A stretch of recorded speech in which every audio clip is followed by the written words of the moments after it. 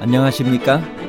인생의 복잡한 문제들을 말씀으로 단칼에 해결해주는 김종근 목사의 쾌도 남마입니다.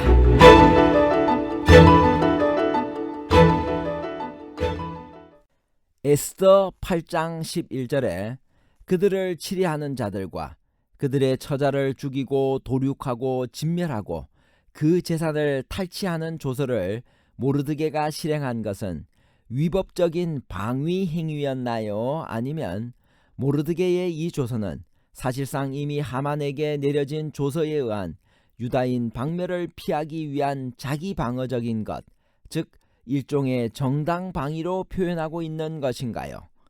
위법적인 방위 행위와 정당 방위에 관한 복잡한 문제를 하나님 말씀의 가르침으로 명쾌하게 해결해 드리겠습니다. 하만이 죽은 후 왕은 에스더와 모르드게에게 어떤 포상을 했나요? 에스더 8장 1절 2절. 그날 아수에로 왕이 유다인의 대적 하만의 집을 왕후 에스더에게 주니라. 에스더가 모르드게는 자기에게 어떻게 관계됨을 왕께 아뢰었으므로 모르드게가 왕 앞에 나오니 왕이 하만에게서 거둔 반지를 빼어 모르드게에게 준지라. 에스더가 모르드게에게 하만의 집을 관리하게 하니라. 왕은 에스더에게 하만의 집과 재산을 하사했고 모르드게에게는 하만에게서 회수한 왕의 반지를 주었습니다. 왕의 반지란 왕의 인장을 말하기 때문에 하만이 가졌던 결정권과 지위가 모르드게에게 넘어왔다는 것을 뜻합니다. 왕이 자기 목숨을 살린 모르드게에게 확실한 보상을 한 것입니다. 왜 모르드게는 유다인을 멸하려고 한 이들을 진멸하는 조서를 실행했나요? 에스더 8장 11절. 조서에는 왕이 여러 고을에 있는 유다인에게 허락하여 그들이 함께 모여 스스로 생명을 보호하여 각 지방의 백성 중 세력을 가지고 그들을 치리하는 자들과 그들의 처자를 죽이고 도륙하고 진멸하고 그 재산을 탈취하게 하되, 에스더와 모르드게의 활약으로 상황은 완전히 역전되고 말았습니다. 유다인을 박멸하려던 하만의 계획은 완전히 좌절되었습니다. 왕은 하만의 집을 에스더에게 주었습니다. 에스더가 모르드게와의 관계를 밝히자 왕은 하만의 반지를 모르드게에게 주었습니다.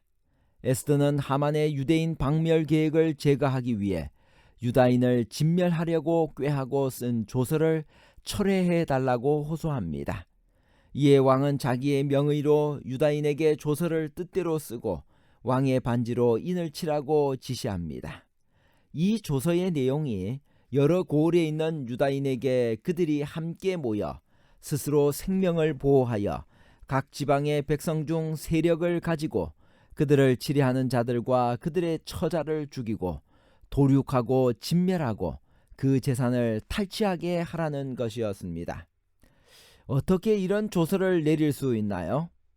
사실 왕이 모르드게와 에스더에게 마음대로 조서를 써서 자기 인을 치라고 한 것이기 때문에 그 내용은 모르드게가 쓴 것입니다. 그러나 모르드게의 이 조서는 사실상 이미 하만에게 내려진 조서에 의한 유다인 박멸을 피하기 위한 자기 방어적인 것이었습니다. 스스로 생명을 보호하여 라는 구절이 그 성질을 분명히 확인해 줍니다. 저 유명한 메데바사법에 따르면 왕의 조서는 한 번 인쳐지고 반포되면 다시 번복할 수가 없었습니다. 그러므로 조서를 철회해 달라고 울면서 매달리는 왕비의 호소에 왕이 응답할 수 있는 방법은 유다인들로 하여금 방어적 조치를 할 수 있도록 조서를 내리는 것이었습니다. 왕이 하만에게 먼저 내린 조서와 이후 모르드게와 에스더에게 허락한 조서를 이제 비교하면서 그 성질을 살펴보겠습니다. 하만에게 내린 조서입니다. 에스더 3장 13절. 이에 그 조서를 역졸에게 맡겨 왕의 각 지방에 보내니 12째 달 곧 아달월 13일 하루 동안에 모든 유다인을 젊은이 늙은이 어린이 여인들을 막론하고 죽이고 도륙하고 진멸하고 또 그 재산을 탈취하라 하였고. 모르드게에게 내린 조서입니다. 에스더 8장 11절입니다. 조서에는 왕이 여러 고을에 있는 유다인에게 허락하여 그들이 함께 모여 스스로 생명을 보호하여 각 지방의 백성 중 세력을 가지고 그들을 치려 하는 자들과 그들의 처자를 죽이고 도륙하고 진멸하고 그 재산을 탈취하게 하되, 이런 조서를 따라 유다인들은 도성 수산에서 500명을 진멸했습니다. 이들은 결국 유다인들을 치려 하는 자들이었습니다. 그리고 하만의 10아들을 처단합니다. 에스더는 왕에게 부탁하여 하루 더 허락을 받은 다음에 다시 도성 수산에서 300명을 도륙합니다.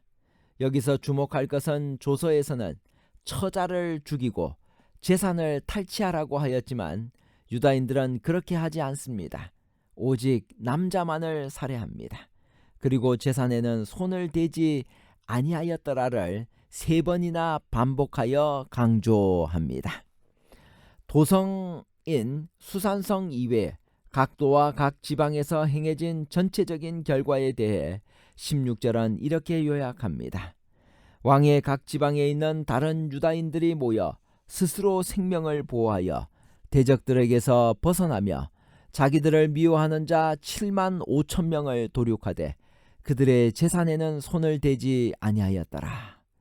분명히 7만 5천 명이란 숫자는 적은 숫자가 아닙니다.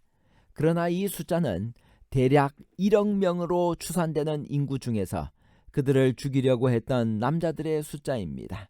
여기에는 조서에서 허락된 처자는 전혀 포함되지 않았습니다.